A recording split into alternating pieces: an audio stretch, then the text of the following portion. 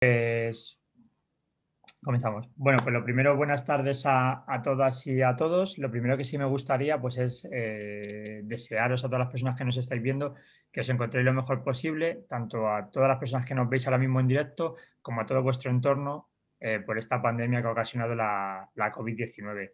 También quería agradeceros vuestra inscripción y participación en esta jornada, donde os habéis inscrito más de 200 personas que estáis entrando aún, porque es verdad que las tecnologías sabéis que siempre van un poquito más lentas y ahora mismo estamos aquí pues más alrededor de 100 personas, que yo creo que también es un número muy importante. Como sabéis, desde la Escuela de Pensamiento Feminista Clara Campoamor, siempre buscamos generar espacios de encuentro, de reflexión y de diálogo sobre feminismo, sobre igualdad y sobre género. Y para estos 2 meses, para los meses de enero y febrero, hemos organizado una programación de actividades pensando en conocer y reflexionar sobre la doble discriminación, por decir de alguna manera, la doble vulnerabilidad que sufren las mujeres negras, y por eso vamos a hablar sobre afrofeminismo. Durante estos 2 meses vamos a hablar sobre afrofeminismo, sobre interseccionalidad, sobre identidad, sobre referentes, sobre representación, y vamos a tener, bueno, en realidad, que lo comentaba Marisol, ahora después, en cuanto acabe esta ponencia, a las 7:30, si no recuerdo mal, sí, 7:30 en nuestro canal de YouTube, vamos a poder ver la presentación de la exposición virtual de Nadine Nemoy.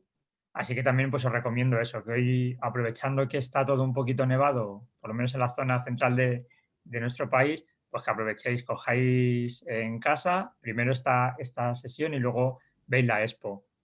Nuestro canal de YouTube, por si lo buscáis, es Concejalía de Feminismo y Diversidad Fuenlabrada, y ahí os va a salir y en directo se va a ir emitiendo la exposición virtual de Nadine.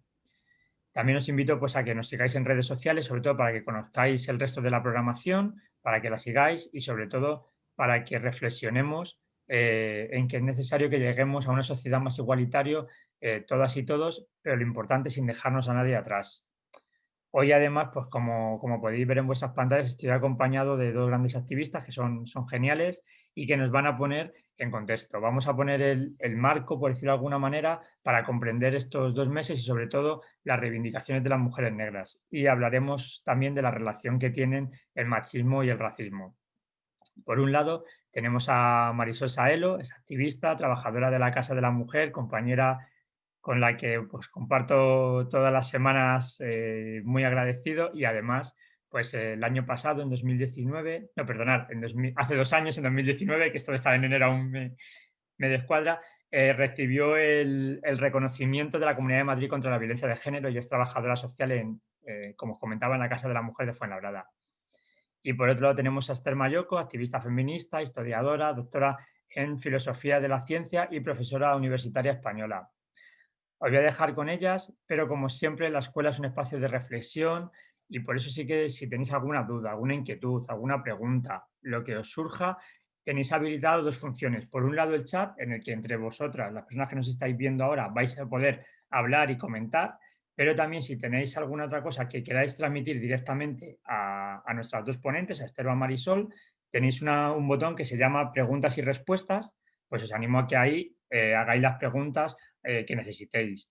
Pueden ser de todo tipo, desde preguntas de lo que os surja o como si hacen referencia a algún libro o algún documental y no habéis escuchado el nombre y queréis preguntarlo, también os recomiendo que lo aprovechéis y lo pongáis por ahí. Yo sin más os voy a dejar con ellas, os voy a dejar con Esther, con Marisol, a las dos, aunque habíamos hablado hace un ratito, de verdad, muchas gracias por estar esta tarde con nosotras dentro de la Escuela de Pensamiento Feminista Clara Campoamor y aún en la distancia, porque es verdad que esto, lo suyo y lo más bonito hubiera sido poderlo hacer en presencial ayer el 8 de marzo aquí en Fuenlabrada y el debate siempre es mucho más rico en persona, pero bueno, la pandemia nos obliga a hacerlo así, pero lo importante es que no dejemos de aprender, no dejemos de reflexionar y qué mejor que hacerlo pues en relación a los derechos humanos y a la igualdad. Yo os voy a dejar y así que muchas gracias Esther y muchas gracias Marisol. Bueno, gracias a ti. Buenas tardes a todas. A ver si la tecnología nos deja hacer este conversatorio. a las hermanas, a las compañeras, a las amigas, a todas aquellas que habéis hecho el esfuerzo de estar aquí compartiendo con nosotras este ratito. Para mí la verdad que, bueno, yo estoy súper emocionada de, ¿no? O sea, nunca me hubiese imaginado que la Concejalía de Feminismo organizase una jornada de afrofeminismo y que estuviese yo, ¿no? Moderando.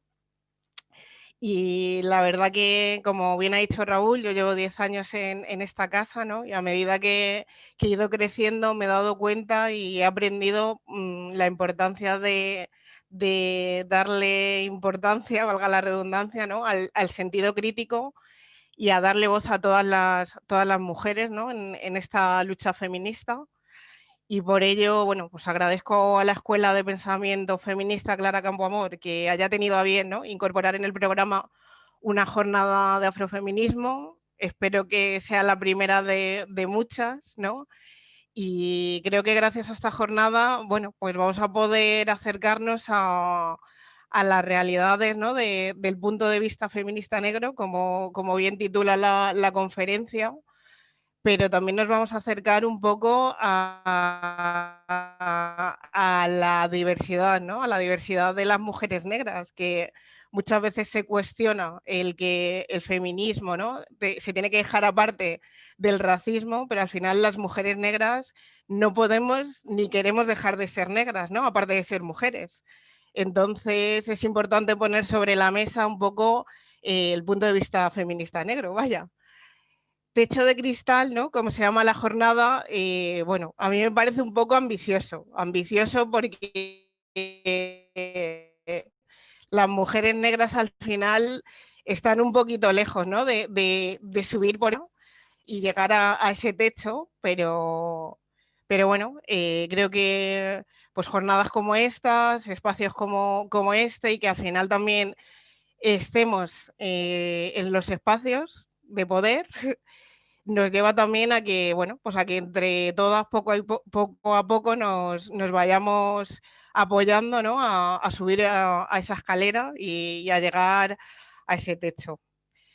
Quiero dar las gracias también de corazón a todas las ponentes que van a participar en esta jornada, porque para mí, bueno, pues son hermanas, son familia, son gente que me hubiese encantado conocer mucho antes, pero bueno, como nos hemos conocido tarde, vamos a aprovechar el tiempo y vamos además a seguir en las luchas y vamos a compartir luchas en los espacios, en el centro, y nos vamos a poner en el centro y vamos a estar en la periferia y en todas partes. No quiero enrollar más porque hoy la ponente es Mayoko.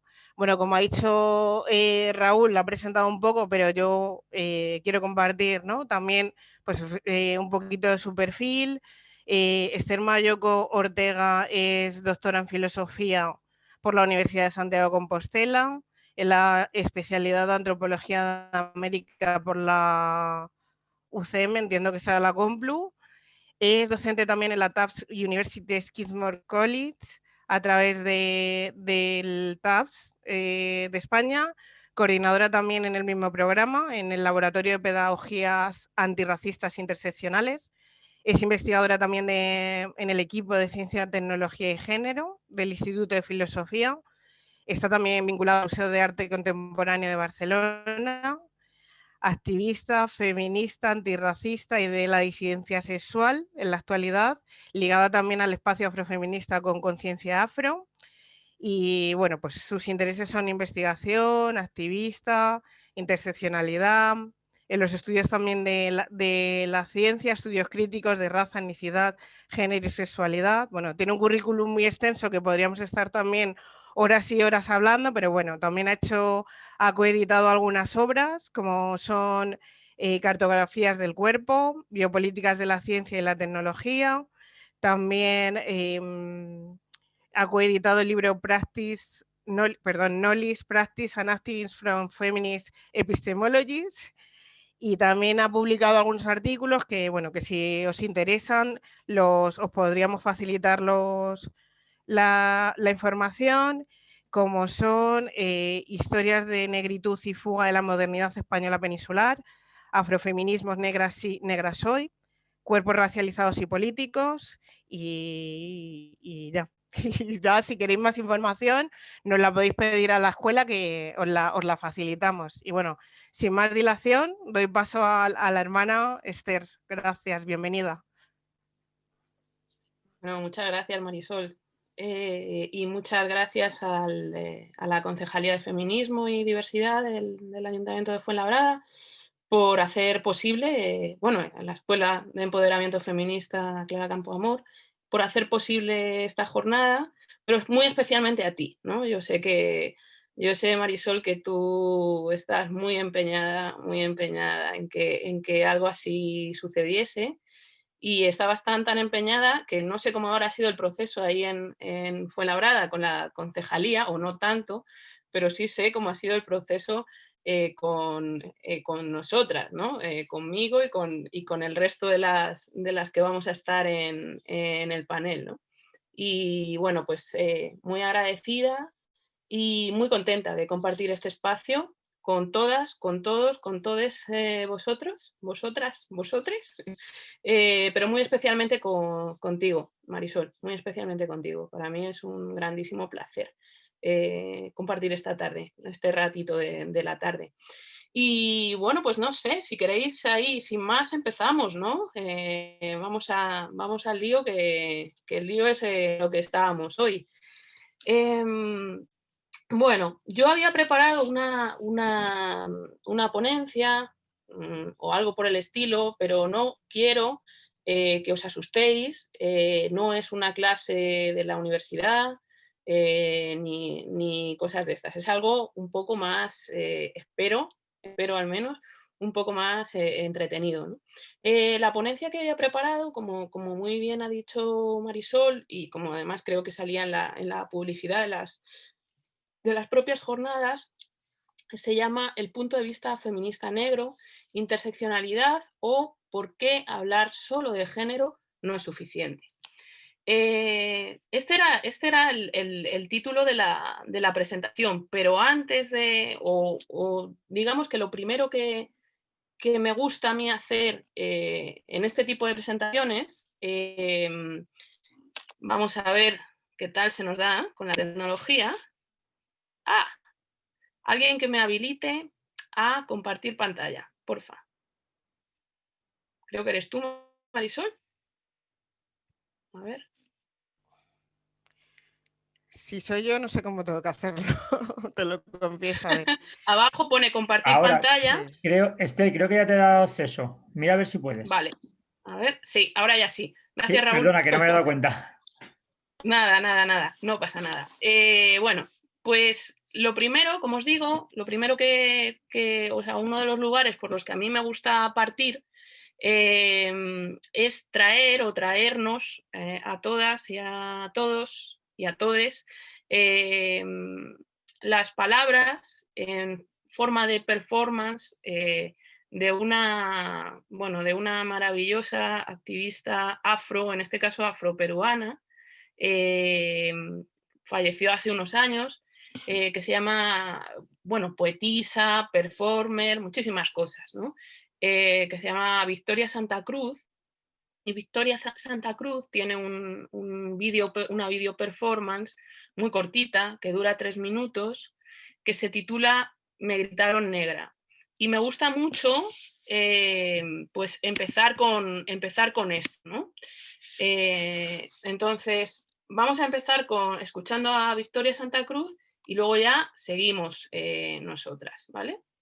Vamos a ver.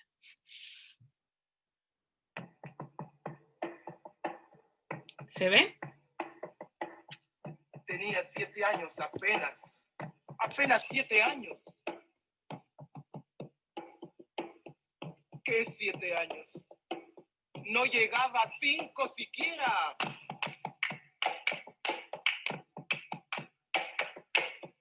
De pronto unas voces en la calle me gritaron negra. ¡Negra! ¡Negra! ¡Negra! ¡Negra! ¡Negra! ¡Negra! ¡Negra! ¿Soy acaso negra? Me dije. ¡Sí! ¿Qué cosa es ser negra? ¡Negra! Yo no sabía la triste verdad que aquello escondía. ¡Negra! Y me sentí negra. ¡Negra! Como ellos decían,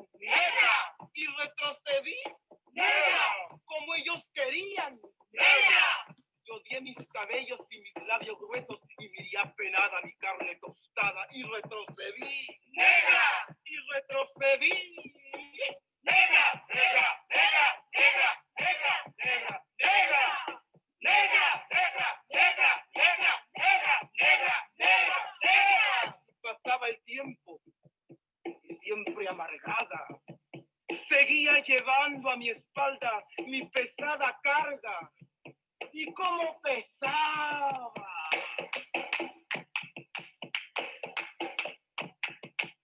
Me alacé el cabello, me volvé la cara y entre mis entrañas siempre resonaba la misma palabra. ¡Negra! ¡Negra! ¡Negra! ¡Negra! ¡Negra! ¡Negra! ¡Negra! Hasta que un día que retrocedía y que iba a caer. ¡Negra! ¡Negra! ¡Negra! ¡Negra! ¡Negra! ¡Negra! ¡Negra! ¡Negra! ¡Negra! ¡Negra! ¡Negra! ¡Negra! ¡Negra! ¡Negra! ¡Negra! ¿Y qué? ¡Negra! ¡Sí! ¡Negra soy! ¡Negra! ¡Negra soy! ¡Negra! ¡Sí! ¡Negra soy! ¡Negra! ¡Negra soy! Yo y en adelante no quiero laciar mi cabello. ¡No quiero! Y voy a reírme de aquellos que por evitar, según ellos, que por evitarnos algún sinsabor, a los negros gente de color. ¿Y de qué color? ¡Negro! ¿Y qué lindo suena? ¡Negro! ¿Y qué ritmo tiene? ¡Negro, negro, negro, negro, negro, negro, negro, negro, negro, negro, negro, negro, negro, negro, negro! Al fin comprendí. ¡Al fin! Ya no retrocedo. ¡Al fin! Y avanzo segura. ¡Al fin! Avanzo y espero. ¡Al fin! Y bendigo al cielo porque quiso Dios que negro azabache fuese mi color y ya comprendí. ¡Al fin! Ya tengo la llave. Negro, negro, negro, negro, negro, negro, negro, negro, negro, negro, negro, negro, negro, negro, negro.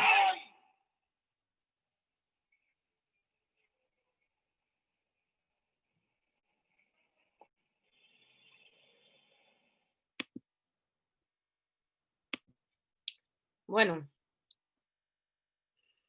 a mí personalmente, no sé a vosotros, pero a mí me impresiona muchísimo cada vez que veo a Victoria Santa Cruz en esta video performance, ¿no? De hecho, me impresiona tanto que, por ejemplo, una de las cosas que escribí no hace, bueno, sí, el año pasado, el anterior, yo ya también con la pandemia ya no sé, ya no sé cuándo escribo las cosas, ¿no? Pero pues uno de esos textos que antes mencionaba Marisol, para un libro que salió editado, que coeditó Pícara, digamos, y en una especie de homenaje a Victoria Santa Cruz, ¿no? Titulé al texto Negra sí, negra, afrofeminismos, negra sí, negra soy, ¿no? A esto, no sé si habéis visto la expresión en la primera parte de la performance, ¿no? La expresión de Victoria Santa Cruz, cuando está contando cómo es ese sentimiento de la negritud, como si la negritud fuese algo negativo, como si fuese algo malo, y cuál es su expresión, toda su acting corporal completo, ¿no? Y la segunda parte de la performance es cuando ella nos dice, ¿no? Llegó un punto en que me di cuenta de que no solo era algo no era algo malo, sino que era un motivo de orgullo, ¿no? Y en ese ser un motivo de orgullo, pues ella lo performa también con el cuerpo, ¿no? Y bueno, y el coro que hay a su alrededor también. A mí realmente es un vídeo que lo he visto muchísimas veces, pero me impresiona muchísimo, porque también pienso que la historia de muchas de nosotras que hemos crecido aquí en el Estado español, que hemos nacido o que hemos crecido en el Estado español, es una historia que de alguna manera puede tener mucho que ver con esto que nos cuenta Victoria Santa Cruz, que es afroperuana, ¿no? Y que, como os digo, ya falleció hace unos años, ¿no? Pero digamos eso, ¿no? Que nuestra historia aquí, crecer como niñas, como niños, como niñas, ¿no? Pero bueno, en mi caso, como una niña un poco rara, pero una niña negra era un poco al principio así, ¿no? Hasta que llega un momento en que tú tienes ese, digamos, ese empoderamiento, ¿no? Por eso decimos que la negritud, obviamente, pero el feminismo negro nos pasa por el cuerpo. Nosotras no podemos elegir otro tipo de cuestiones, pero desde luego no podemos ni queremos. No podemos elegir no ser negras y no queremos, como decía Marisol, elegir algo así tampoco, ¿no? Pero no es fácil y en ese no es fácil el camino es un camino también muy, de alguna forma muy, en un principio seguramente muy solitario, pero luego muy reflexivo también, ¿no? Y las que hoy nos encontramos en los afrofeminismos, que son muy diversos también dentro del Estado español, algunas hemos nacido y crecido aquí, otras no, pero, pero reconocemos, sobre todo las que tenemos una trayectoria dentro del Estado, tenemos también una historia de alguna forma muy común, ¿no? Ahora vamos a ver, con lo que os voy a contar a continuación, que esa historia común no es solo de las que estamos aquí en el Estado, que hemos nacido aquí o que hemos nacido y crecido o crecido, sino que hay otras experiencias comunes que se repiten, ¿no? Que se repiten en tanto que somos afrodiáspora. Bueno, como decía esto, ¿no? Titulaba esto El punto de vista feminista negro y para mí empezar con Victoria Santa Cruz realmente es muy importante, ¿no? Lo que íbamos a ver esta tarde, grosso modo, pues es, primero vamos a ver qué es esta cosa de la que hablamos cuando hablamos de afrofeminismos o de feminismos negros, que no es exactamente lo mismo. Luego quería guiaros o que fuésemos transitando hacia algunas conexiones de estos feminismos negros con, bueno, pues con otros feminismos o con otras mujeres también. Y quería también pensar en cómo esto se transpone o se traslada o se asienta aquí en el Estado español. Para mí esto es muy importante, porque parece que siempre que hablamos de feminismos negros o de afrofeminismos, pues siempre nos estamos refiriendo a cosas que hacen otras mujeres en otros lugares, ¿no?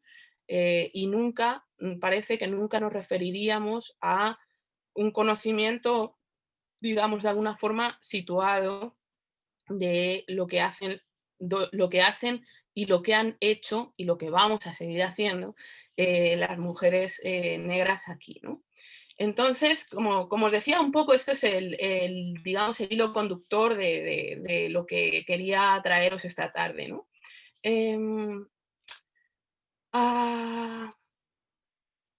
Lo primero que os decía era que esta idea de nombrar la charla como el punto de vista feminista negro, en general, yo hablo mucho de afrofeminismos, pero como quería o tenía la intención de que esto fuese una conversación, digamos, una conversación con todas y todos y todas los que estáis escuchando, quería situarla también un poco, ¿no? Y situarla un poco, pues también es decir desde dónde parto yo, ¿no? Marisol me ha presentado, Raúl antes también.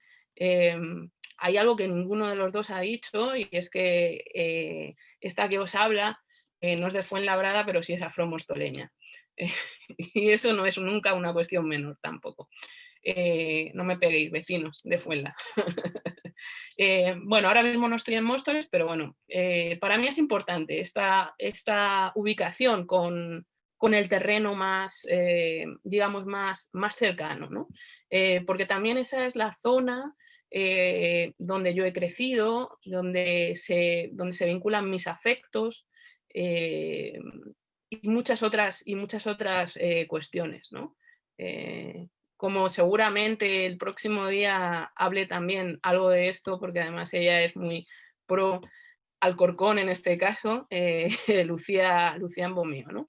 Así que nada, estas conexiones del sur, de los sures y de los sures de Madrid, pues ahí andamos también, ¿no? Bueno, como os decía, Para mí esto es importante, no es una cuestión menor, porque siempre parece eso, ¿no? Que cuando hablamos de afrofeminismos o feminismos negros o lo que sea, parece que siempre estamos hablando de otros lugares, ¿no? Voy a empezar hablando de qué es una propuesta epistémica desde un punto de vista feminista negro, ¿m?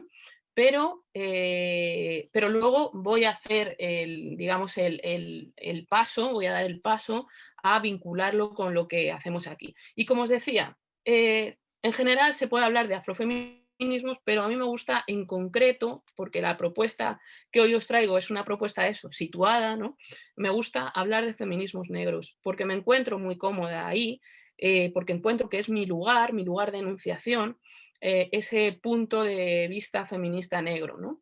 Que a su vez, además, también está inscrito dentro de toda una teoría, dentro de una tradición teórica, que sería la crítica negra radical, ¿no? Que son esos espacios por los que yo pues llevo ya un cierto tiempo también caminando, ¿no? Y haciendo, bueno, y confluyendo y demás, ¿no?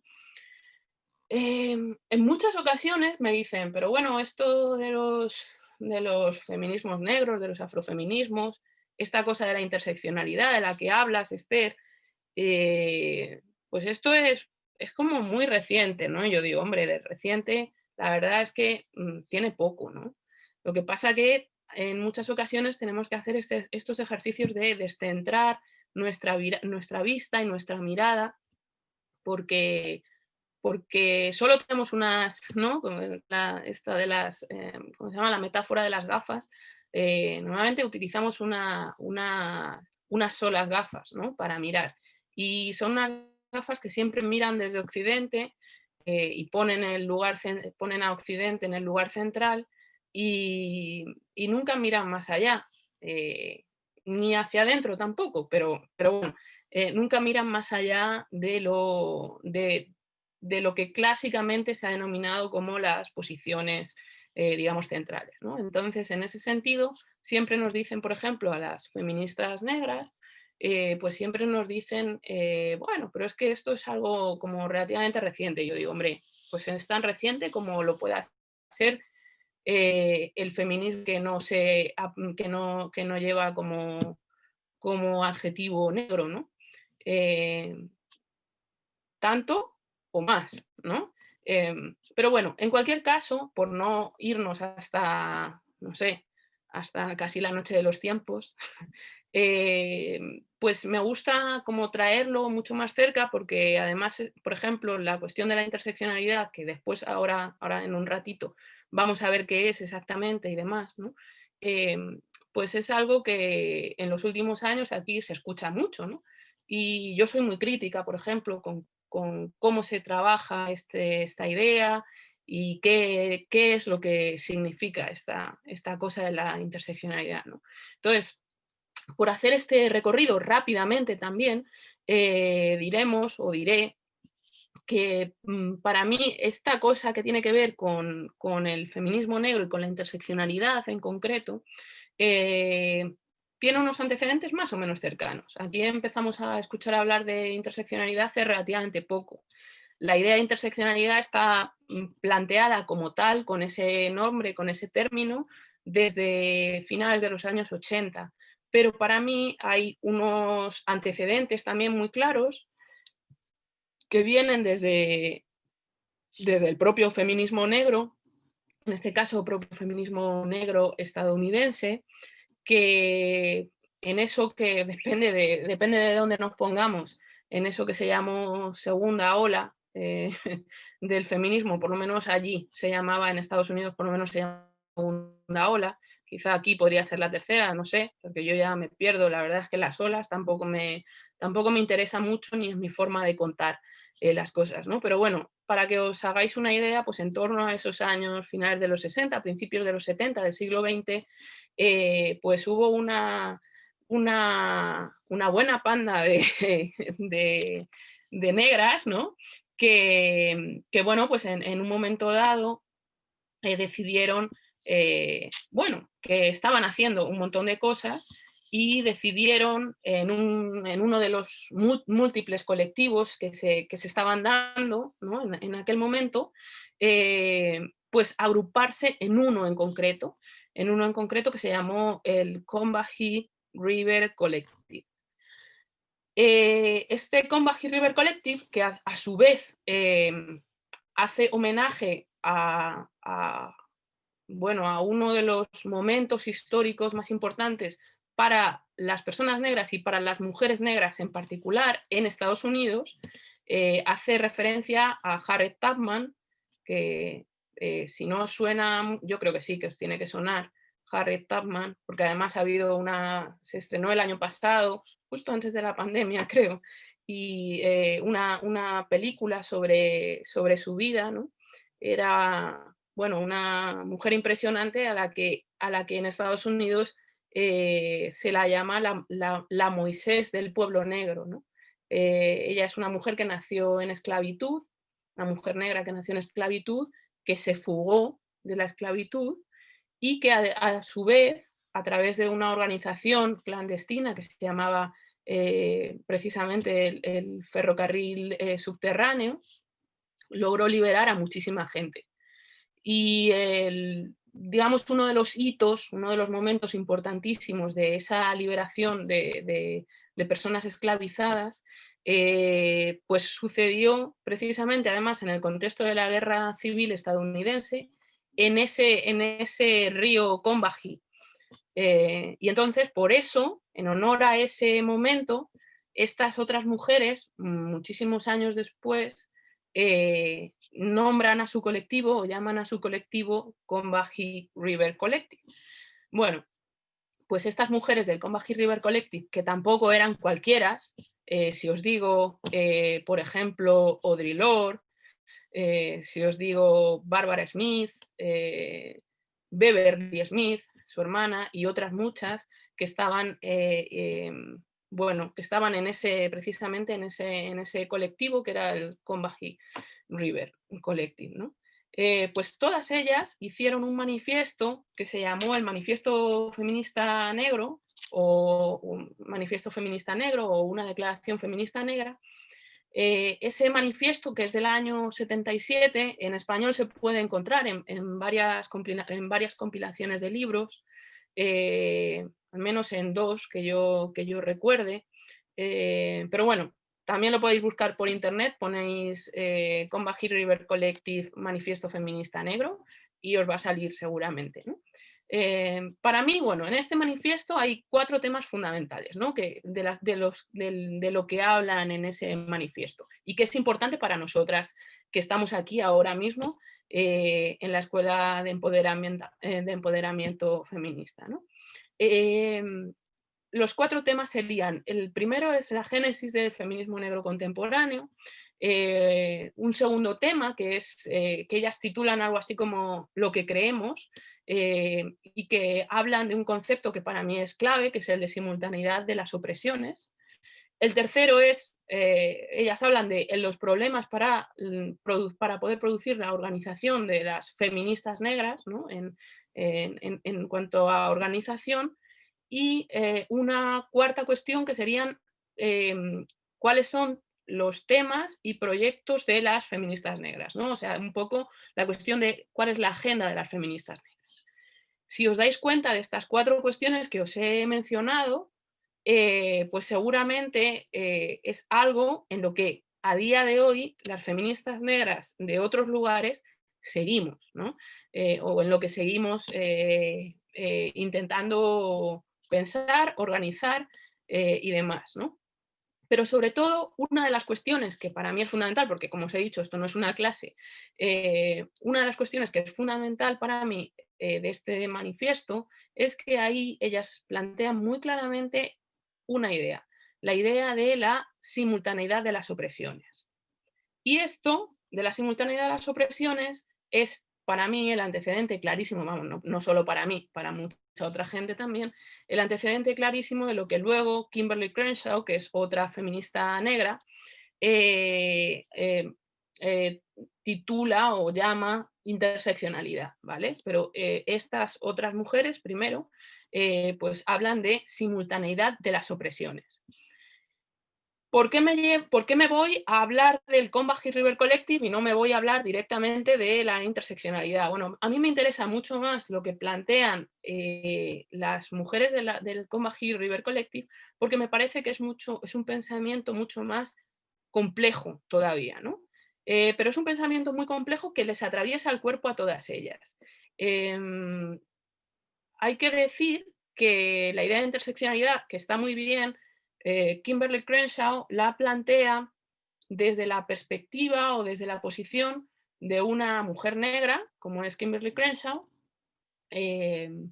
profesora universitaria, universitaria experta en derecho, además. Y la plantea desde ahí, desde el mundo del derecho, ¿no? Y en tanto que la plantea desde el mundo del derecho, ella lo que necesita es en algún momento simplificar, digamos, en algún punto las cosas, ¿no? Y entonces ella plantea su idea básica sobre interseccionalidad, plantea dos espectros o dos organizadores sociales, podríamos decir, que son los que ella considera importantes para desarrollar esta idea de interseccionalidad en el mundo del derecho, ¿vale? Uno es el género y el otro es la raza, en este caso, ¿no? Ella lo plantea situadamente también en Estados Unidos. Ahora bien, las mujeres de la Combahee, que plantearon este manifiesto feminista negro en el cual se inspira Crenshaw para luego hablar de interseccionalidad, tienen un pensamiento mucho más complejo, porque sus experiencias vitales son muy complejas también. La mayor parte de las mujeres de la Combahee, y eso lo deja muy claro también en el manifiesto, son también mujeres que serían, hoy diríamos, disidentes sexuales, son en la mayoría de los casos mujeres lesbianas, ¿vale?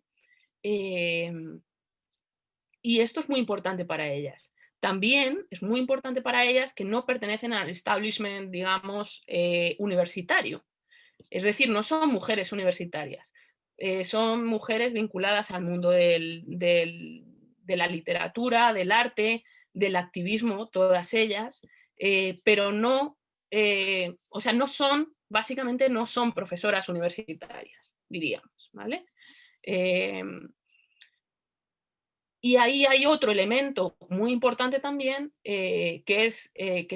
o al menos otros dos. Uno es que son muy conscientes de la posición de clase que están ocupando, la posición de clase social que están ocupando, y su posición etaria también, su posición de edad. Todo esto conforma un panorama muchísimo más complejo de lo que luego Kimberly Crenshaw hace cuando aplica este marco bien complejo del que hablan estas mujeres con simultaneidad de las opresiones a, digamos, a un marco necesario para ella, que es el del ámbito del derecho, del mundo del derecho, en algunos casos concretos, ¿no? En los que ella, en lo que se centra es en esa simultaneidad de las opresiones, que son, por otro lado, invisibles o invisibilizadas en los casos que ella plantea, precisamente para mujeres negras, digamos, en el mercado laboral en Estados Unidos, que es donde se plantea concretamente esto, ¿no? Como decía, para mí la idea del manifiesto feminista negro es mucho más rica y mucho más compleja de lo que luego ha sido la teoría de la interseccionalidad. Aún así, la interseccionalidad es una herramienta, bajo mi punto de vista, muy, muy potente y muy, muy poderosa, y que nos da una forma, una posibilidad de mirar el mundo teniendo en cuenta muchísimos ejes. Esos ejes de opresión, que son en el fondo también, vamos, no en el fondo y en la forma, ¿no? Son categorías sociales de discriminación, pero además la interseccionalidad lo que nos da la idea es de que estos ejes de opresión no están funcionando separadamente. Es decir, no somos ninguna, ni ninguno, ni ninguna de los que estamos aquí somos solo género, o somos solo raza, o somos solo etnicidad, o solo somos orientación sexual, o solo somos una clase social, o solo somos personas que se entienden como capacitadas o discapacitadas. Somos muchísimas más cosas. O somos, ¿qué os digo yo? O solo somos religiosos o no religiosos, o religiosas,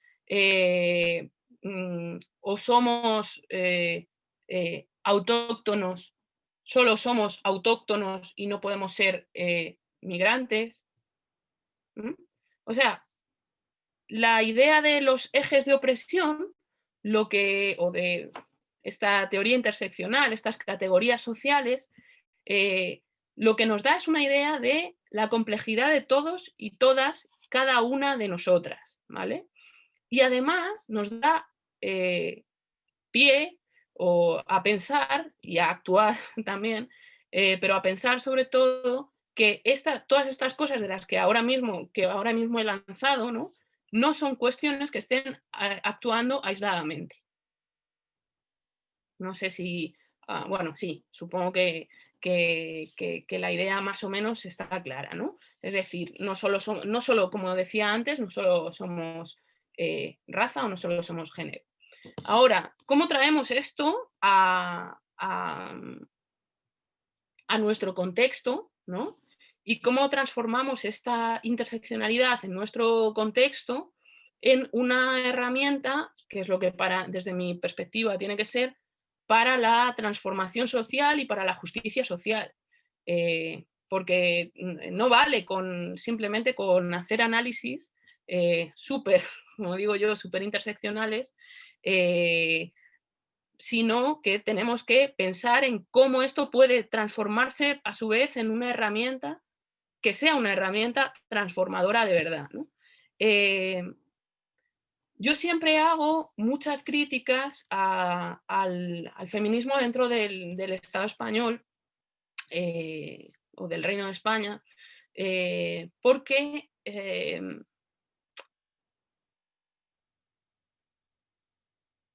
hay toda una serie de complicidades que se han establecido. Bueno, no, es que no son complicidades, o sea, es un marco de pensamiento en el que precisamente cómo se ha traído, o sea, y se puede ver muy claramente precisamente en esto de cómo se ha traído la interseccionalidad a estos contextos, ¿no? Pues es una idea de interseccionalidad que para mí además es muy, muy pobre, ¿no? Cómo se ha traspuesto.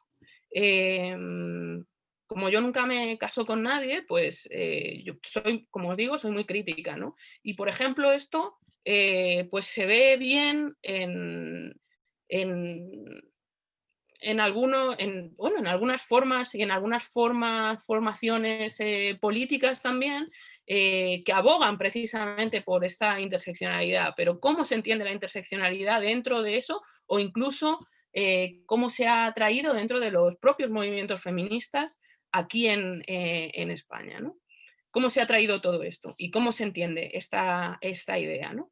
Y entonces resulta que la interseccionalidad, por ejemplo, es pieza clave para hacer muchísimos análisis, ¿no? Y entonces se entiende la interseccionalidad como si mezclamos esto con esto, pues a ver qué nos puede salir de ahí, ¿no?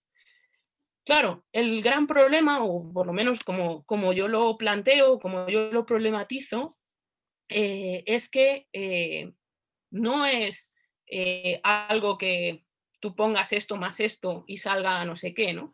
La interseccionalidad para mí es una herramienta muy útil que nos da las posiciones, digamos, relativas que todas y todos y todes podemos ocupar, ¿no? Y hay algo muy claro y es, o por lo menos es muy claro desde mi punto de vista, es que nosotras podemos estar en posición en posiciones que nos subsuman, que estemos en posiciones en las que seamos parte oprimida. No me gusta utilizar la palabra víctima, pero sí la parte oprimida. Y al mismo tiempo, podemos tener por nuestras digamos, características socioidentitarias, posiciones que nos hagan estar precisamente en una posición de privilegio. Y esto se da al mismo tiempo. Lo que pasa que es muy difícil, por un lado, entender y hacerse cargo, sobre todo, hacerse cargo de que tenemos posiciones de privilegio, que la mayoría de nosotras tenemos posiciones de privilegio, no solo de opresión, ¿no? Y esto es una crítica que yo le hago muchísimo al feminismo en el Estado español, eso por un lado, y por otro, incluso ese feminismo que utiliza, ¿no?, en muchos casos esta idea de interseccionalidad, pero también, además de por esto, porque para mí hay además una mala utilización de esta idea de interseccionalidad o de este concepto, de esta caja de herramientas, como lo queramos llamar, ¿no? ¿Y por qué? ¿Por qué se produce esta mala utilización, ¿no? Desde mi perspectiva, siempre, obviamente, pero bueno, digo yo que algo al menos, alguna perspectiva tengo, algo he pensado al respecto, ¿no? Bueno, mi idea con respecto a esto, y ya voy a pasar además voy a dar paso a otro tipo de cuestiones que vamos a ver también, pero mi idea con respecto a esto de la interseccionalidad y por qué se utiliza mal, porque es un mal uso, es porque aquí se mezcla género con clase social. Vamos a hacer un análisis interseccional en el que vamos a ver la clase social y vamos a ver el género, a ver cómo eso está funcionando, ¿no? Para sacar no sé qué. Vamos a hacer un análisis, vamos a hacer un estudio, esto es muy clásico también, ¿no? Vamos a hacer un estudio que mezcle, por ejemplo, género con sexualidad. Incluso, venga, la cuadratura del círculo. Género, clase social y sexualidad, ¿no? Por ejemplo, se me ocurren varias de ellas. O vamos a hacer un estudio de género, religión y clase social. O uno de migraciones, pero que también tenga muy en cuenta precisamente, ¿no?, el género y no sé qué cosa más. El género suele estar en el centro de estos análisis. Es verdad, suele estar en términos de análisis interseccionales como tal que se hacen acá, el género se suele colocar en el centro. Para mí esto es un problema, pero no es solo un problema que se sitúe el género en el centro. El problema es que en todas estas ecuaciones, si os habéis dado cuenta, nunca he nombrado una cosa que para mí es fundamental y que se ha sacado directamente de la ecuación, que es la cuestión de la raza. Y eso es lo que se hace aquí en el Estado español con cuando se habla de la interseccionalidad. Porque, y esto parecen obviedades, o a veces a mí me parece que estoy hablando de obviedades, pero creo que no lo son. Cuando hablamos de raza, y entendedme, raza, siempre hablamos en términos de categoría social raza, no idea biológica, que muchas veces esto hay que aclararlo, ¿vale? Biológicamente eso no existe, pero es un constructo social basado en una falacia biológica, una falacia, una mentira biológica, que se ha hecho un constructo social muy, muy potente. Entonces, en ese sentido de que es una construcción social, raza, necesitamos hablar de ella, necesitamos, al menos las personas negras, o muchas de las personas negras, necesitamos hablar de esto, ¿no? Como os decía, en este análisis interseccional que se hace desde el feminismo negro, no lo olvidemos, y cómo se trae aquí, resulta que lo que siempre se deja fuera de la ecuación es la cuestión de la raza. ¿Por qué? Bueno, vete tú a saber, ¿no? Yo tengo varias teorías al respecto, ¿no? Porque tanto el feminismo clásicamente que se ha hecho en el Estado español, como el Estado español, el Reino de España en general, es incapaz de ver su propia posición de privilegio. Y de hecho se hace un segundo ejercicio que es, no, pero es que no hablamos de raza porque no es importante aquí, o se habla solo de raza en relación a cuando se hacen estudios de, por ejemplo, género y migración, ¿no? Y es como, no estamos hablando de que hacer un análisis interseccional metiendo la raza no se trata de que nos volváis a contar como las otras, como las que tienen raza, como si las personas blancas fuesen translúcidas, ¿no? Como si las personas blancas no la tuviesen también. Es decir, lo que estamos diciendo es hay que hacerse cargo de cuál es la posición que cada uno ocupa en ese sistema de jerarquías racial, que es como el sistema de jerarquías de género. O sea, sabemos la posición que las mujeres ocupamos en el sistema de género, sabemos cuál es la posición que los varones ocupan en el sistema de jerarquías de género, sabemos cuál es la posición que las personas blancas ocupan en un sistema racial, que además es a escala global, al menos desde 1492 en adelante, y hay que hacerse cargo de eso. Y no vale con sacarlo de la ecuación. Si hablamos de blanquitud, hay que hablar, o sea, si hablamos de raza en el Estado español, no es para que hable de la raza de nosotras, o sea, de las otras, que somos las eternas otras, sino para que hablemos de esa categoría social y en esa categoría social se incluya también el pensar desde dónde están emitiendo la mayor parte de los discursos, que es desde esa posición de blanquitud, ¿vale? Por eso decía y por eso titulaba la cosa esta, ¿por qué hablar de género no es suficiente, ¿no? Necesitamos todos estos otros organizadores sociales y sobre todo necesitamos empezar a tener debates serios y maduros en este país sobre la cuestión de la raza. Vamos a dejar de invisibilizar esto. Sé que me queda muy poquito tiempo. Sí, Entonces, antes de que pases, perdona, te voy a cortar, antes de que pases al siguiente bloque te quedan 10 minutos, 10-12 minutos y aprovecho también para comentar que, bueno, si tenéis cualquier cuestión a plantear, vamos a dejar al final un turno de palabra, así que te dejo con tus últimos 10 minutos. Vale, gracias Marisol. Espero que no se esté haciendo muy, muy aburrido. Ojalá, la verdad que lo espero y lo deseo, ¿no? Tenía varias imágenes que ilustraban todo esto que estoy diciendo, pero a veces estas cosas como que confunden más que aclaran, ¿no? Pero bueno, en cualquier caso, lo que quería era como primero hacer todo este recorrido de por qué hablamos de estas cosas desde donde las hablamos, muchas mujeres negras, y luego quería aterrizarlo, digamos, de alguna forma en el punto de vista feminista negro, pero en el Estado español, ¿no? O sea, mi apuesta, digamos, en una palabra, ¿no?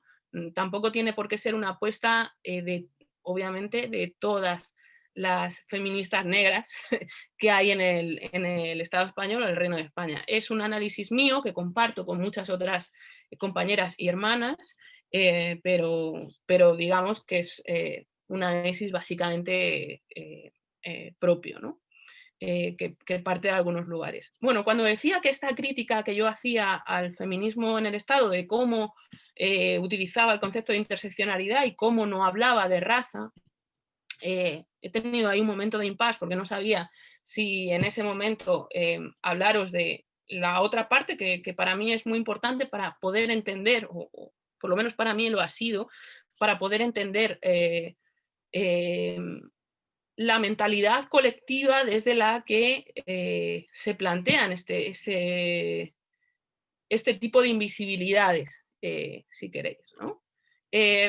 Y para mí hay una autora feminista, negra, profesora en la Universidad de Utrecht, que se llama Gloria Becker, que escribió un libro, bueno, ha escrito muchísimas cosas porque ella es catedrática allí en la Universidad de Utrecht, en Holanda, pero escribió un libro que para mí es fundamental y a mí me sirve muchísimo este libro para pensar cómo es nuestra historia aquí en el Reino de España, ¿no? Este libro se llama White Innocence, Paradoxes of Colonialism and Race, o sea, inocencia blanca, paradojas del colonialismo y la raza, ¿no? No está traducido al español, creo que no hay prácticamente no hay nada de Gloria Becker traducido al español, pero bueno, a mí, para les que leáis inglés y que no neerlandés, que eso ya sé que es todavía un poco más complicado, pero para mí es un libro que me fue fundamental. ¿Por qué? Porque normalmente hablamos de raza, de racismo, en este marco más amplio que os decía antes, ¿no? Siempre pensamos en teóricas y teóricos y posiciones teóricas estadounidenses y no de otros lugares, ¿no? Y para mí Gloria Becker es importante porque además hace varias conexiones dentro de la propia afrodiáspora. Por un lado es europea, por otro lado no solo es europea, sino que es holandesa, ¿no? Pero es holandesa afro-surinamesa, o sea, ella es originaria de Surinam, que fue colonia holandesa precisamente, ¿no? Entonces, es capaz de hacer este viaje que muchas veces hacemos las mujeres y las personas de la afrodiáspora en general, ¿no? Y entonces ella es capaz, además ella es antropóloga, ¿no? Entonces es capaz de hacer este análisis, de ver, digamos, un poco desde una posición de observadora externa, cómo es o cuáles son las formas que adopta el racismo, en este caso en Holanda, ¿no? Y digo, a mí este libro me ha servido mucho porque, bueno, porque yo a Gloria Becker la admiro muchísimo, pero porque creo que nos da muchas claves para pensar desde Europa y no tanto en este caso desde Europa y no tanto desde Estados Unidos, por ejemplo, ¿no? Que hay muchas, o sea, que hay diferencias, y hay muchas diferencias, aunque todos pertenecemos a esta cosa que se ha dado a llamar el norte global, ¿no? Ella se hace una pregunta: ¿cómo es posible que 500 años de colonialismo, en el caso, bueno, 400 en el caso de Holanda, ¿no? 500 al menos en el caso del Reino de España, ¿cómo es posible que no hayan dejado ninguna huella en la cultura, en la lengua, en la producción del conocimiento de lo que se consideran los otros, pero tampoco se supone que no ha dejado ninguna huella en el conocimiento de la propia cultura, ¿no? O sea, es decir, aplicándolo al caso español, ¿cómo es posible que 500 años de colonialismo no hayan dejado ninguna huella cultural en, pues eso, en nuestra cultura, en nuestra lengua, en la forma en que producimos nosotros conocimiento, en la forma en la que desde España se ve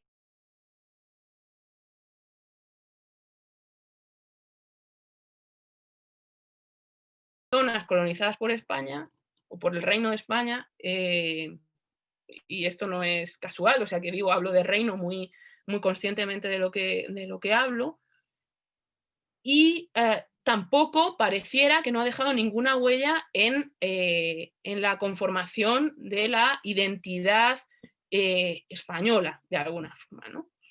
Gloria Becker a esto le llama amnesia colonial, ¿no? Yo a esto, en el caso español, en algún lugar lo he escrito ya también, le llamo la desmemoria histórica del Reino de España, ¿no? Como aquí hablamos mucho de memoria histórica, nuestra memoria histórica tiene que ver con un pasado muy reciente. Pero ¿qué pasaría si aplicamos la memoria histórica a nuestro pasado colonial? Por supuesto, al remoto pasado colonial, pero también al cercano pasado colonial. Tanto Marisol y yo, por ejemplo, podríamos referirnos bien, ¿no? en nuestros casos al pasado colonial más reciente, a una de las grandes mentiras que se suele contar en la educación en este país, que es España perdió sus colonias en 1898. Si eso fuese así, no sé dónde estaríamos Marisol y yo, pero probablemente aquí no. Marisol y yo y muchas otras personas, ¿no? Es decir, si España perdió sus colonias en 1898, ¿qué eran el Sáhara o qué era Guinea Ecuatorial, ¿no?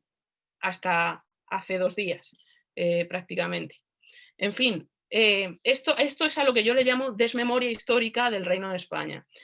Y creo, y me quedan 5 minutos nada más, creo que esta desmemoria histórica es algo que Gloria Becker dice se comparte en el archivo cultural de un país, ¿no? Ella le llama el archivo cultural compartido. Yo digo, en el archivo cultural compartido del Reino de España, el movimiento feminista o el feminismo, el pensamiento feminista, comparte esto también con el archivo, dentro de ese archivo cultural. Hay una desmemoria histórica para entender que esos 500 años no han podido no dejar huella. Ni huella por las que estamos aquí, ni huella de ninguna forma en el imaginario colectivo de las personas, las mujeres, etcétera, del Reino de España, en el que estamos todas.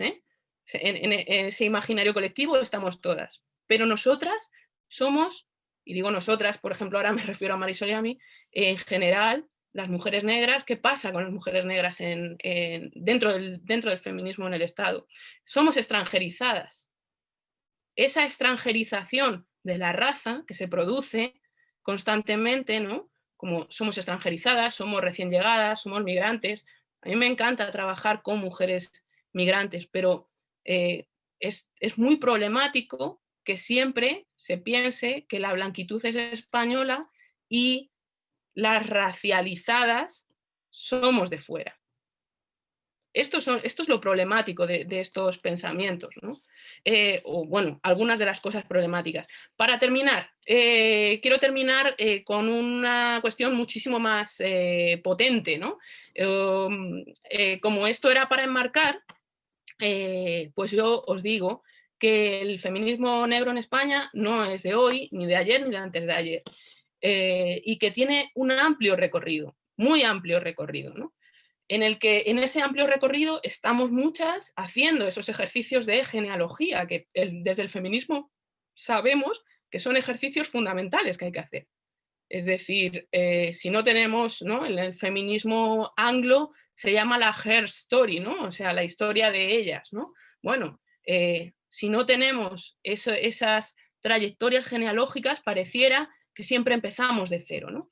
Y como os digo, nosotras estamos en ese momento de trazar nuestras propias genealogías afro en el Estado, afrofeministas en el Estado. Y yo siempre que hablo de esto, hablo, porque no puede ser de otra forma, de una persona que a mí me parece la piedra filosofal del feminismo negro en España, que, bueno, Marisol sabe muy bien a quién me refiero, Remey Sipi. Remey es Bubi de Rebola y para mí es alguien que lleva, bueno, no para mí, es alguien que lleva activándose dentro del feminismo en el Estado, pues alrededor de como poco 40 años, ¿no? Pero jamás es un referente feminista para, digamos, para casi nadie. Empieza a tener, ahora, después de tantos años, empieza a tener algunos reconocimientos, ¿no? Pero para mí es fundamental. Remey, por ejemplo, en los años, a finales de los años 80, principios de los 90, montó junto con otras mujeres, en principio junto a otras mujeres bubis y luego junto a otras mujeres de Guinea Ecuatorial, pero ellas estaban en Barcelona, ¿no? Montaron una asociación que se llamaba Eguaiso y Pola, que en bubi, que yo no hablo bubi ni sé bubi, porque no... Pero bueno, sé que ahí hay, aparte de Marisol, hay seguramente bastantes más bubis escuchando. Si no me equivoco, Eguaiso y Pola significa mujer levántate. Pues en esa asociación que montaron Remey y otras mujeres allá por finales de los 80, principios de los 90, tenían algunas cuestiones clave que marcaban ya en su asociación, ¿no? Y fijaros, hablaban de, en aquel momento no había habido todavía un cambio, por ejemplo, en la ley de extranjería, y entonces decían, reclamaban el derecho a que las mujeres inmigrantes que se desplacen por reagrupación familiar tengan su propia documentación y no una dependiente de su pareja. Exigían la revisión del racismo y del etnocentrismo de los libros de texto escolares, precisamente para que los niños de etnicidades minorizadas o niños migrantes no se avergonzasen de sus orígenes. ¿Recordáis que os ponía al principio la video performance de Victoria Santa Cruz. A esto me refería también un poco, ¿no? Y otra de las cuestiones era la eliminación de la visión y de la representación sobre las personas migrantes en los medios de comunicación. Desgraciadamente, a día de hoy, seguimos muchas compartiendo los mismos objetivos. Y digo desgraciadamente porque hemos avanzado muy poco en eso, ¿no? Para terminar, bueno, quería hacer algunas reflexiones sobre qué significa este punto de vista feminista negro y estos afrofeminismos en lo que al presente y al futuro se refiere, ¿no? Yo creo que hay algunas cuestiones básicas dentro de la diversidad que hay de los afrofeminismos en el Estado, pero hay varias cuestiones que para nosotras son claves, ¿no? Por un lado son las políticas de representación, que sería esta cuestión de dejar de ser las otras invisibilizadas o las otras hipersexualizadas, que suelen ser las dos posiciones en las que se nos pone a las mujeres negras. Hay toda una serie de cuestiones que tienen que ver con el empoderamiento de las mujeres negras que pasan por las políticas del cuerpo y sobre el cuerpo.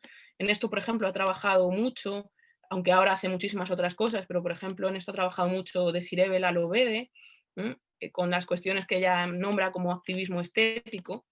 Y más, digamos, más en general, yo diría que hay otra cuestión también importantísima, más allá de todo lo que tiene que ver con educación, con cuestiones laborales y demás, pero hay toda una cuestión que tiene que ver con la descolonización del imaginario asociado a lo negro y a la posición que ocupamos las mujeres negras. ¿Qué posiciones podemos ocupar?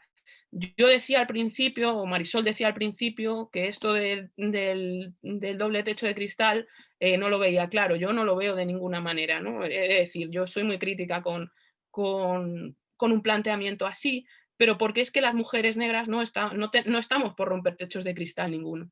¿Dónde estamos la mayoría? Que por cierto, prácticamente no hay datos de dónde estamos las mujeres negras. Lo sabemos porque nos conocemos entre nosotras, porque lo sabemos, ¿no? Pero no hay datos que nos hablen de desagregados por étnico-racialmente. Se están empezando a hacer desde la Dirección General de Diversidad Étnico-Racial que lleva Rita Bosao. En el Ministerio de Igualdad, por ejemplo, se están empezando a hacer este tipo de estudios, ¿no? Pero no solo de mujeres negras, sino de estudios que intentan ver cuál es la posición étnico-racial, la diversidad étnico-racial que hay dentro del Estado, ¿no? Pero como os digo, no sabemos, no tenemos estudios de esos. Lo sabemos digamos, por nuestro conocimiento experiencial. Sabemos dónde estamos la mayoría. La mayoría no estamos por romper el techo de cristal, sino que las mujeres negras estamos en su mayoría en lo que yo llamo el suelo pegajoso, ¿no? Entonces, realmente ahí es donde sobre todo tenemos que trabajar, ¿no? Ese punto de vista feminista negro para poder visualizarnos a futuro. Necesitamos saber cuántas somos, necesitamos saber dónde estamos, necesitamos saber cuáles son, digo estadísticamente, para hacer políticas públicas coherentes y que esos dineros de esas políticas públicas estén bien enfocados. Necesitamos saber cuáles son las necesidades que tenemos respecto a, por ejemplo, educación, a vivienda, a sanidad, al ámbito laboral fuera del hogar y muchísimas otras cosas, ¿no? Entonces, bueno, yo creo que 9:17:15, yo creo que lo dejo ahí. No me he pasado mucho, ¿verdad, Marisol? Y nada, y bueno, yo creo que lo dejo ahí y ahora pues supongo que viene un turno de preguntas o preguntas y respuestas. Y bueno, muchísimas gracias por ajustarte al tiempo. La verdad que ha sido súper interesante. Yo creo que nos hemos quedado súper cortas, ¿no? Porque al final, pues esto ha sido contextualizar, como bien has dicho. Ha habido comentarios que te los voy a comentar y alguna pregunta, ¿vale? No sé si decirte, te las digo todas seguidas. Sí, ¿no? Uy, si no, no, igual de una en una mejor, ¿no? Venga, bueno, pues no sé si hay varias ahí que... Bueno, es que son cada una de su madre y de su padre, la verdad. Entonces, bueno, vamos a ver lo hacemos. Vamos a ver, vamos allá. Vamos a hacerlo lo mejor que podamos. Va, ahí, al lío. Bueno, la primera pregunta que nos hacía Clara al principio cuando estabas así contextualizando era la diferencia entre feminismos africanos, feminismos negros, feminismos afrodescendientes, que es verdad que esto tiende a generar, ¿no? O sea, como... A ver si Bueno, la... así como muy rápidamente, muy rápidamente, yo siempre recomiendo precisamente un librito de Remey Sipi que se llama Mujeres africanas más allá del tópico de la jovialidad, en el que, por ejemplo, Remey hace una estructuración muy buena de cuáles son los diferentes, por llamarlo de alguna forma, feminismos africanos, ¿vale? Africanos.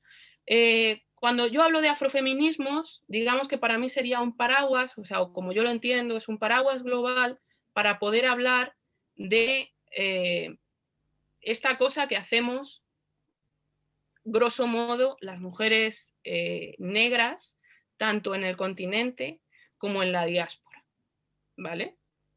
Digo muy grosso modo. Dentro de eso sería como el paraguas genérico, ¿no? De afrofeminismos. Cuando en concreto hablo de feminismo negro o punto de vista feminista negro, normalmente el feminismo negro se asocia más al feminismo negro estadounidense, aunque también, por ejemplo, se asocia al feminismo negro británico, que sería otra variedad, digamos, otra variante.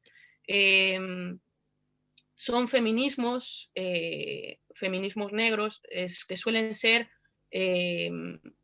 no están radicados, digamos, en el continente, no están radicados en África, sino que suelen ser propuestas desde las diferentes afrodiásporas, por decirlo de alguna forma, ¿vale? Y no, ojo, no estoy hablando solo de Estados Unidos ni solo de Reino Unido. Cuando hablo de afrodiásporas hay feminismos negros realmente, o sea, pero de lo más potente que os podéis imaginar, ¿no? Pues no sé, Brasil, por ejemplo, el feminismo negro brasileño es, o sea, es una categoría sola para estudiar en sí mismo, ¿no? En general, en Abya Yala es el término que se utiliza desde los activismos para hablar de América. En general hay en toda América o en toda América Latina y el Caribe hay feminismos negros diversos pero muy potentes, ¿no? Que además entroncan con toda esta idea también de lo descolonial. Hay autoras potentísimas, ¿no? Feministas negras súper potentes como algunas dominicanas como Yuderquis Espinosa o como Ochi Curiel, ¿no? Bueno, que son tremendas referencias teóricas y prácticas, porque eso es algo fundamental también del feminismo negro, ¿no? Las feministas negras no son teóricas solo. Están en los movimientos de base, están en las calles, ¿no? Y luego eso, una variedad impresionante de feminismos negros, que es costoso también denominarlo así, o afrofeminismos, desde las propias mujeres africanas, ¿no? Que definen sus propias agendas, y esto es muy importante también decirlo. Los feminismos africanos no son los que se deciden ni los que se definen, ni siquiera por las que, por las que somos de la afrodiáspora, sino por las propias mujeres africanas, que muchas veces ni siquiera se encuentran en ese término feminismo. De hecho, la mayoría de las veces no denominan a sus movimientos con ese término, porque no se encuentran ahí, porque lo consideran algo occidental que no tiene que ver mucho con ellas, o casi nada, ¿no? Y yo creo que eso es una cuestión que tenemos que hacernos mirar todas, pero y que hay que respetar mucho también, ¿no? No sé si he aclarado mucho la cuestión. No me quería... A mí me surge, al hilo de eso, me surge una pregunta que es que no nos va a dar tiempo a responder, pero ahí lo dejo para que lo podamos hablar en otro momento. ¿No crees que el afrofeminismo en España, ¿no? O sea, partiendo de la base de quienes hemos nacido, hemos crecido aquí, ¿no? Y con esa idiosincrasia, esas realidades que hemos vivido, conforma una corriente en sí misma, ¿no? O sea, yo creo que es que, no sé. ¿De las que hemos nacido y crecido aquí? Sí. No sé si es una corriente en sí misma, tiene sus particularidades, ¿no? Por ejemplo, tendríamos que asumir, creo, en la mayoría de los casos también, nuestra posición de privilegio respecto a nuestras hermanas que son migrantes, son afromigrantes, y mujeres negras migrantes es una posición bien jodida en el Estado español, ¿no? Porque además les golpea, les golpea completamente, ¿no? la maldita ley de extranjería, entre otras cosas, ¿no? Bueno, de Entonces, todas maneras, esto nos da pie también para dejar caer que el próximo 11 de febrero tenemos de este tema, vamos a hablar más en profundidad con Lucía Momío, que además, a raíz de Hija del Camino, ¿no? Y un poco lo que nos supone ser hijas del camino, profundizaremos sobre ello. Entonces, bueno, como he metido esa cuña y además estaba en medio de las preguntas, sigo. Y bueno, mucha gente te da las gracias por esta sesión, planteando que ha sido muy interesante. Y a ver, tenemos... Cuenta solo lo bueno, ¿eh, Marisol? Bueno, muy interesante, muy interesante, muy interesante. Bueno, hay otra pregunta que plantean que es... es que son varias preguntas. El nombre del libro, el de Gloria Becker. ¿Lo Ajá, puedes ¿dónde lo decir? puedo poner? ¿Lo pongo en el chat? Vale, sí. No sabía que tú también podías escribir en el chat. Creo que sí, a ver, creo que sí. Vale, mientras te... Lo pongo para todo el mundo en el chat, es Gloria... Vale. Vale. ¿Te voy haciendo mientras otra pregunta? Sí. Venga, ¿es más correcto utilizar el término etnicidad o raza? Son cuestiones diferentes. En España y en Europa continental no se utiliza la categoría raza. Para mí es un error. No se quiere utilizar la categoría raza porque por el trauma de la Segunda Guerra Mundial, fundamentalmente. A partir de ahí es que no se utiliza. Para mí, el término etnia es un término que se utiliza desde la antropología, pero si alguien, por ejemplo, en mi caso, ¿de qué etnia soy? ¿La etnia mostoleña? Porque a lo que se refiere etnia es a una serie de características culturales diferenciales, ¿no? A eso se refiere en general, o sea, sería una definición un poco aséptica del término etnia, que es un término que se ha hecho desde la antropología, ¿no? Pero en el caso de personas, por ejemplo, como Marisol o como yo, que hemos nacido y crecido acá, pues podemos decir que pertenecemos a algunos grupos étnicos, ¿no? Por ejemplo, yo lo hago cuando pienso o cuando me pregunto a mí misma si puedo ser una ndoe de Móstoles, ¿no? Por ejemplo. Pero en tanto que española, que fíjate que me cuesta un poco siempre utilizar este término, ¿cuál es esa etnia, no? Entonces, por eso yo no utilizo, me parece un poco tramposo. En el caso, por ejemplo, de las personas negras, porque no se nos está poniendo en la posición de otredad porque seamos de un grupo étnico u otro, sino porque somos personas negras, racializadas como negras. Yo creo que esta respuesta que has dado entronca con una pregunta que hacen aquí que pone ¿cómo defines negro? Si incluirías, por ejemplo, a la etnia gitana, indígenas australianos o se refiere a personas de origen africano. Bueno, esa pregunta que es bien interesante, para empezar hay que decir que el término negro también tiene un origen histórico concreto y que se empieza a utilizar a partir de la expansión del mundo con la colonización, a partir del momento en el que el mundo cambia, que es a partir de 1492, ¿no? Antes esa categoría directamente no existía, ¿no? Eso por un lado. Pero bueno, por otro lado, ¿cómo utilizaría negro? ¿Cómo se utiliza no de una forma despectiva, sino de una forma aglutinadora o empoderante, ¿no? para muchas de nosotras y de nosotros?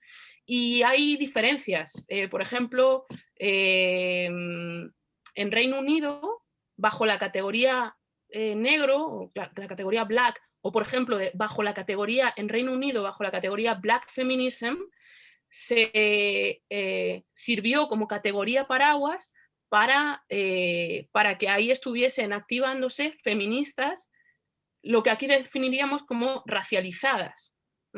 Es decir, eran, por ejemplo, mujeres del subcontinente indio o mujeres asiáticas más en general,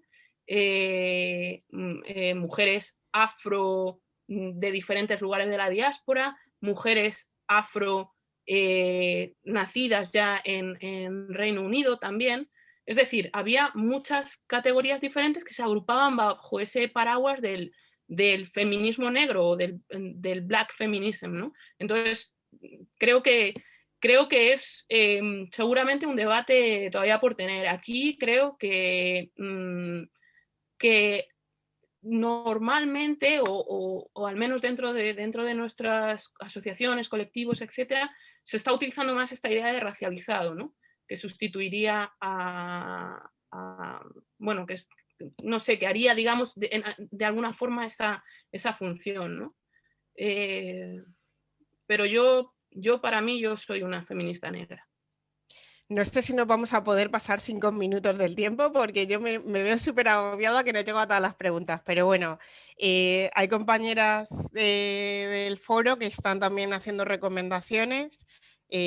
Nos dicen el libro de Francesca Gargallo, Ideas y Proposiciones de las Mujeres de 607 pueblos en nuestra América, y luego uno de... bueno, había otra recomendación, que si estáis todas en el chat lo podéis ver en el chat. Y luego en las preguntas... Dejar de Gloria Becker para quien lea inglés, pero es verdad que es, bueno, que es complicado, la verdad. Vale, luego una compañera nos dice, como feminista y aliada antirracista, ¿cómo puedo introducir este tema a otras feministas? Y antes de que respondas, tengo que decir que hay un espectador anónimo que nos pregunta si se sube esta sesión y si se va a subir. A partir de mañana lo vamos a subir al canal de YouTube de la Concejalía de Feminismo y Diversidad del Ayuntamiento de Fuenlabrada, y ahora puedes responder. ¡Madre mía! Perdona, Esther. Tenemos 10 minutos más, así que voy a respirar. Bueno, yo no sé si voy a respirar o no. ¿Me puedes repetir la pregunta sí. detenidamente? Porque es sobre aliadas y, ¿no? Eso, pero... sí. Te la pregunto y además hay otra compañera que está un poquito relacionada con su... dice, como feminista y aliada antirracista, ¿cómo puedo introducir este tema a otras feministas? Me pasa que en algún grupo feminista que estoy, cuando hablo del tema y de la necesidad de ampliar el sujeto del feminismo, me dicen que feminismo solo hay uno y rechazan la interseccionalidad. ¿Cómo podemos introducir este concepto ante un feminismo quizás más clásico y cerrado? ¿Cómo crees que podemos ir modernizándolo? Y... Stop, espera un momento, que hay una compañera que nos dice que es gestora cultural y nos dice también cómo puede introducir este tema en su relato, me imagino, sí. Eso es. ¿En su relato? Eso es, sí, bueno. Bueno, en cualquier caso, el tema de las alianzas y del sujeto del feminismo es un tema realmente muy, muy complejo y muy doloroso, ¿no? También estamos viendo ahora mismo cuán doloroso puede ser aquí, ¿no? Aquí en el Estado español. Yo creo que debemos aprender, o al menos yo pienso que debemos aprender de las experiencias de quienes ya han transitado por esos lugares, ¿no? Yo siempre recuerdo, mira, tengo además aquí el libro, o sea que voy a hacer directamente, me voy a hacer un... Bueno, este es el libro del que os hablaba, en el que tengo el texto este de ¿cómo es? Afrofeminismos, negra sí, negra soy, ¿no? En este texto yo cojo un trocito de Bell Hooks, que últimamente se han hecho varias traducciones de ella, ¿no? Para dar una idea de qué es eso de lo que se habla cuando se habla del sujeto del feminismo, ¿no? Y fijaros, ¿no? Digo, la teórica negra, tardo poco en leerlo, ¿eh? La teórica feminista negra estadounidense Bell Hooks planteaba hace ya bastantes años, criticando una de las obras consideradas fundamentales del feminismo contemporáneo, La mística de la feminidad de Betty Friedan en los siguientes términos. Ella dice, Bell Hooks, metiéndose, la verdad, con Betty Friedan, pero bueno, la famosa frase de Betty Friedan, el problema que no tiene nombre, citado a menudo para describir la condición de las mujeres en esta sociedad, se refería de hecho a la situación de un grupo selecto de mujeres blancas, casadas, de clase media o alta y con educación universitaria, amas de casa aburridas, hartas del tiempo libre, del hogar, de los hijos, del consumismo, que quieren sacarle más a la vida. Es una frase bien dura, por otro lado. Hizo de su situación y de la situación de las mujeres blancas como ella un sinónimo de la condición de todas las mujeres. Cuando Betty Friedan escribió La mística de la feminidad, más de un tercio de las mujeres en los Estados Unidos formaban parte de la fuerza de trabajo. Es decir, lo que está diciendo Bell Hooks en ese extracto que os acabo de leer, creo que es muy aplicable, ¿no? Cuando estamos discutiendo sobre cuál es el sujeto de feminismo y qué se considera feminismo, y si solo hay uno o hay muchos, o qué es eso de que llamamos la mujer, y nos dicen que estamos subsumidas dentro de no sé qué, yo siempre digo, a nivel global, las mujeres blancas son minoría. Lo que menos hay en el mundo, dentro de esa subcategoría, digamos, que serían mujeres, son mujeres blancas. Así que lo del feminismo es uno y ya sabemos de dónde se dicta, habría que ver de qué maneras, ¿no? También. Habría que ver dentro de esa categoría de mujer, dónde estamos la mayoría de las mujeres.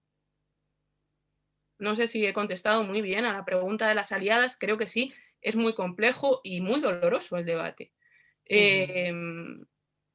A mí no me van a decir que no soy una feminista negra. Tampoco me voy a partir la cara por el término feminismo. Me parto la cara por el día a día, ¿no? Por el terreno, por las cosas que podemos cambiar, mejorar y solucionar.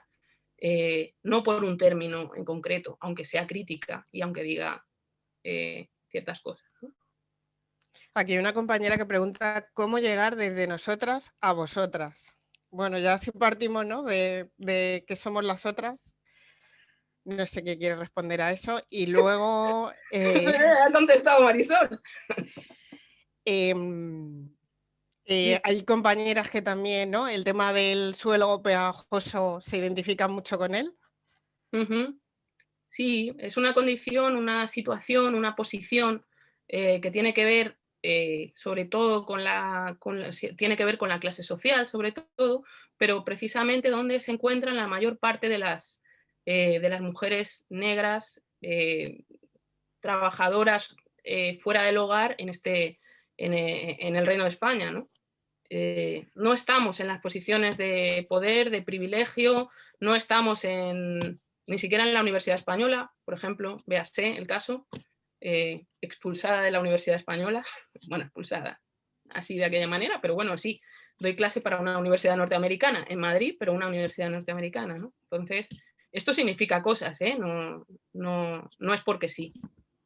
Bueno, nos están pidiendo las citas y las autoras. Yo no sé si tú te puedes comprometer a decirnos y que las pasemos antes del final de las jornadas a la gente que se ha inscrito, el poder pasárselas por correo desde la concejalía, porque como son Sí. tantas, ¿no? Estamos dando tanta información, si te parece, las recopilamos y algunas referencias, por ejemplo, la del Combat Hill River Collective, ¿no? Algunas así que he dado.